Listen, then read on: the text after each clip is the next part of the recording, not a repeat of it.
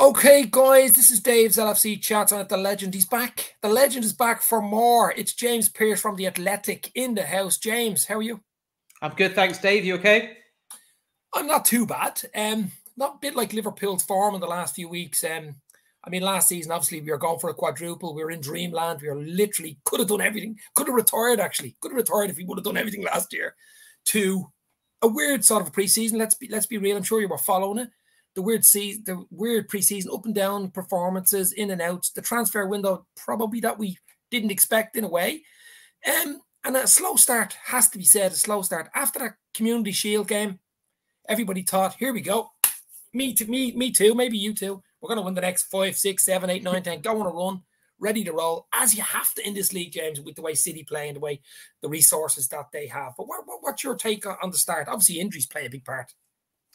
Yeah, I think you're right. I think probably the Community Shield lulled us into a bit of a false sense of security. I think it had felt like a real kind of mixed preseason with the injuries that had hampered the ability to kind of generate some momentum and get everyone up to speed but then I think you saw the intensity of that game against City at the King Power Stadium that day, and it was like, well, actually everything's going to be fine. And then you fast forward a week to Craven Cottage, and I was there that day, and scarcely believe what I was witnessing in terms of just how lethargic more than anything else Liverpool looked, and devoid of a spark, until into the second half, really. And then even then, they continued to look vulnerable and making stupid mistakes that ultimately cost them victory that day. And I think you could say that there was apart from probably the demolition of Bournemouth, which was, obviously a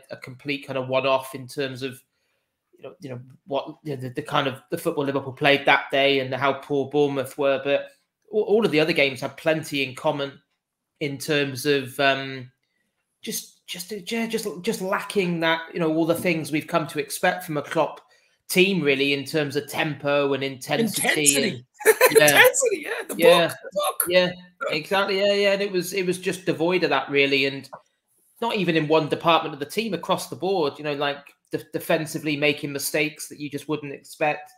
Midfield, no control, being, cut through far too easily. And then, probably apart from Luis Diaz, who's been by far and away Liverpool's best player so far this season, not packing anything like the punch we've come to expect up top. But yeah, I think when you take a step back, there've been mitigating circumstances for that. With the injuries we talked about, it's almost unprecedented to, there was a point where Liverpool had double figures of players injured in August. I've never, ever known anything quite as bad as that.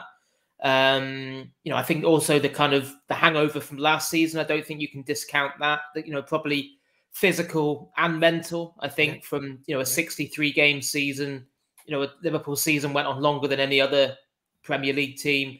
That had obviously the knock-on effect then of a slightly shortened summer break and a slightly shortened pre-season. Coupled with the kind of James, the traveling like to Singapore and singing it like Bangkok, and the heat and the humidity and stuff might have been a mistake. I'm sure Klopp doesn't like doing those big tours and traveling miles away. He'd rather the little France and the Portuguese camps. But yeah, he hadn't got a second, had he? No, yeah. I'm not sure I'd point to that tour as a real problem, because I think you could say that, well, Manchester United were away for the best part of, I think it was 2.5 weeks. It was more than double the length of Liverpool's tour, and no one's been talking about the miles that Man United clocked up in pre-season with the wins that they've rattled off recently. So I think sometimes things like that, we're all searching for reasons, but I wouldn't. It was a short tour, wasn't it? I think you're right that of course, if Klopp was able to just completely like control the pre-season, of course he would want just the time in Austria and Evian in France that he's had previously. But he knows that's not realistic post-COVID with the commercial opportunities that come with those trips. Yeah. So, and it was only, I was on that trip, and it was whistle stop really in terms of, a couple of nights in Bangkok, game straight on to Singapore, game straight on a plane back again. So I wouldn't use that as a reason. I just think you know, there's the injuries. You've got a lot of elite players whose levels have dropped. You know, that happens at times. You know, Virgil van Dijk spoke really well about that, I thought, after the game against Ajax last week, you know, saying, you know, that we're only human, that we know that we haven't been performing to our levels, but it's not because there's anything wrong in the dressing room or there's any attitude issues or lack of desire. So, you know, it just happens, but it's still so early in the season. And I think another factor is, you know, not doing enough in the transfer market in the summer, because, you know, that's not just the benefit of hindsight. You know, I think, you know, you were saying, you know, right back at the end of last season that Liverpool really did need to go and strengthen that midfield this summer. And yes, Fabio Carvalho looks like a fantastic acquisition, but I just always felt with not so much the numbers, because I know Klopp has repeatedly said, you know, numbers wise, they were fine, and he's right, before the injuries kicked in. But I think the concern I always had, which I'm sure a lot of fans shared, was that it wasn't really a big surprise that those players who then picked up injuries, you know, did drop out of the squad, because, you know, look at Naby Keita's injury history, look at Oxlade-Chamberlain, look at Thiago. You know, unfortunately, you know, durability isn't one of their great qualities, and that you know, that was where, for me, Liverpool did leave themselves a bit light. You know, obviously they sought to rectify that to a certain degree by bringing in Arthur on deadline day, but you know, I think we've seen already that he needs some time to get up to speed. I think it was, despite, you know, the noises initially when he was signed in terms of, you know, you know, this he's ready, and, you know, people close to him were saying he's ready and raring to go, you know, for the Merseyside derby onwards. Yeah. But I think once he'd been assessed properly by Liverpool staff, it was actually, this fella's going to need a period of weeks to catch up, which is no slight on him. You know, the reality is he'd been frozen out by Allegri at Juventus. He'd not played since May. I think he had a foot injury as well that meant he didn't start pre-season till August. So yeah, not a great surprise that he's playing catch up. So what did you make of the Melo sign? It was a really non-FSG signing. Like, there was 12 hours left on the window. He came in from nowhere. Now, I'm not saying he hasn't got pedigree. He's 22 caps for Brazil, 2 seasons at a great Barcelona side, 2 seasons in Juve. So we know he's pedigree. We know he's, you know, he's decent. I know Messi wrote a bit of stuff about him, talking about him, that he was this and that when he was at Barca, but it's an unusual signing. I know it's only a loan with potential to buy, but I thought that was a real stopgap signing, especially with the Henderson injury. I think it was the day before. Maybe he went for other players. I'm sure he did, but yeah. No, I think it's fair to describe it as a stopgap signing. Yeah, I mean, Liverpool had been very clear that, you know, if they couldn't get, you know, exactly the player that they wanted, they were prepared to sit tight and wait, and that was why I think, you know, they didn't go for anyone else until very late that night after the dramatic win over Newcastle. And it was, you know, the reality was, it was a reaction to losing Jordan Henderson to a hamstring issue, and suddenly I think that the powers that be realised that actually inactivity is no longer an option here. You know, regardless of, you have your plans and you want everything to be mapped out. Sometimes you have to react to big obstacles that are thrown in your path, and obviously that late in the window, you know, there wasn't a huge amount of options there. And I think, as you mentioned Arthur's pedigree, and I think that's the thing you can't argue with. You know, it's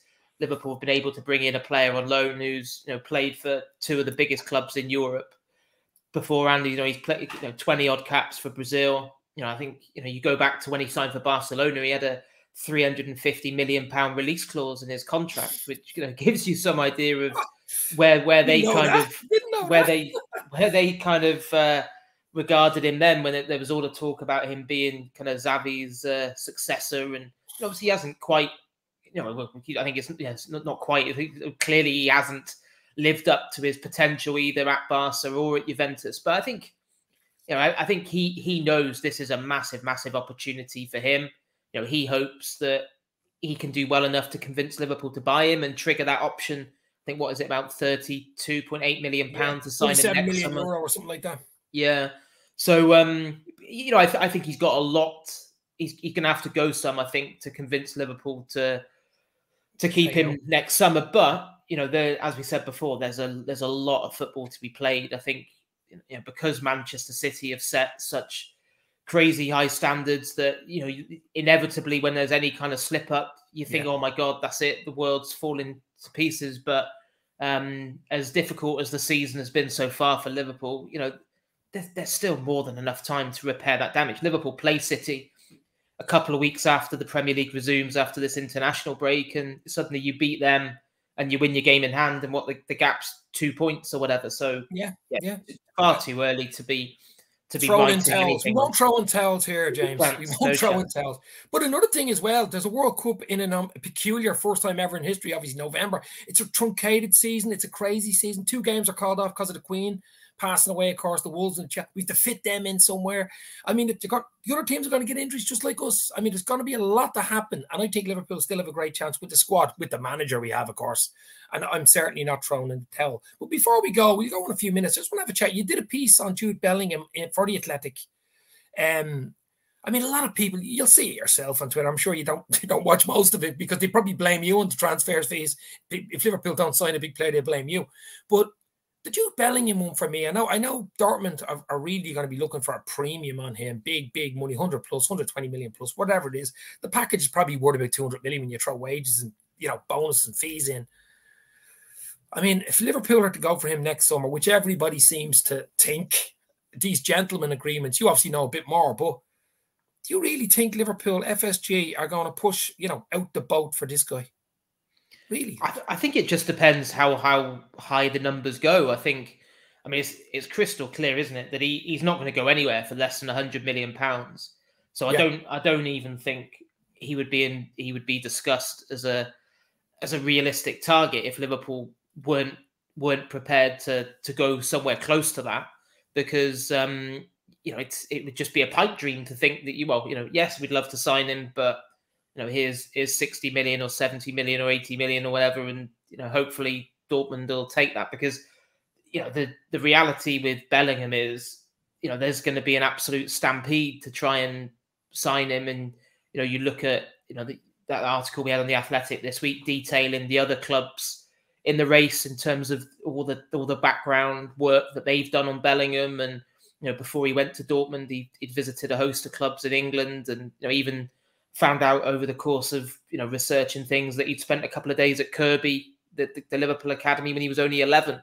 You know, as it was at the time, his parents decided to stay put at Birmingham, and you know, I think they've made some pretty shrewd choices when you look at his career trajectory so far. So yeah, I think, you know, Liverpool's admiration for him is well documented. Klopp especially. You know, I was there when Klopp was asked about Bellingham just before the tour of Asia, and he, you know, kind of he just said, you know, the problem with this player is he's not on the market. Talking about the summer just gone, and then he kind of smiled and said, actually, that's the only problem with this player. You know, and it's, you know, and he's right, because when I think anyone who watches Bellingham play, and I don't watch a huge amount of Bundesliga football, but I saw him against Manchester City in the Champions League recently, and you just think, yeah, you can see why there is such a hype around him, because you know, for me, he would be absolutely ideal for Liverpool in terms of, you know, his versatility, his skill set, you know, his power, his dynamism, his energy, his creative qualities. Yeah, it's hard to believe that, you know, he's still only 19, and you know, when you speak to people that have worked with him previously, they all say the same about his maturity and, you know, willingness to learn and his attitude. And you just know that kind of like the more Liverpool must find out about him, the more that they would admire him, you know, Klopp and his staff especially. So, but yeah, I just think it's too far out at the moment to predict what will happen, because, you know, the other thing is, you know, which is detailed in that article, is Dortmund certainly aren't resigned to, you know, losing him next summer. They, you know, that they know that might happen, but it's not a case of, oh, you know, this is our last year of Bellingham, let's enjoy him while he's here. You know, their attitude is, you know, look at where you've come during the last 2 years with us. Why not give us a few more years?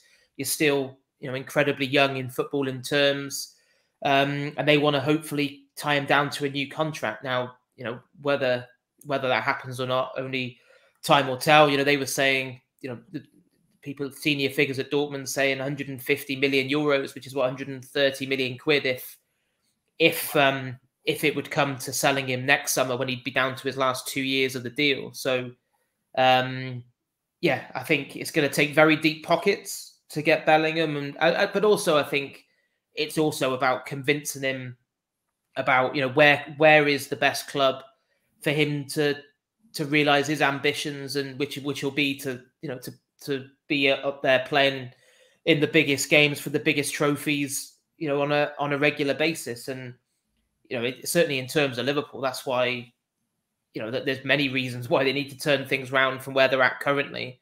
Yeah. But that's part of it, because it's the reality is we don't quite know at the minute how attractive those different clubs in for him are going to look come the spring. And Liverpool will certainly look a hell of a lot more attractive if they're in the latter stages of the Champions League and in a Premier League title race, or if they're out of the Champions League and scrapping for a top 4 finish.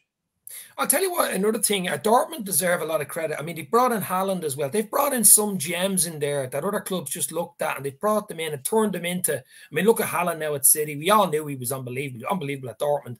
Now look at young Bellingham coming from Birmingham City. You know what I mean?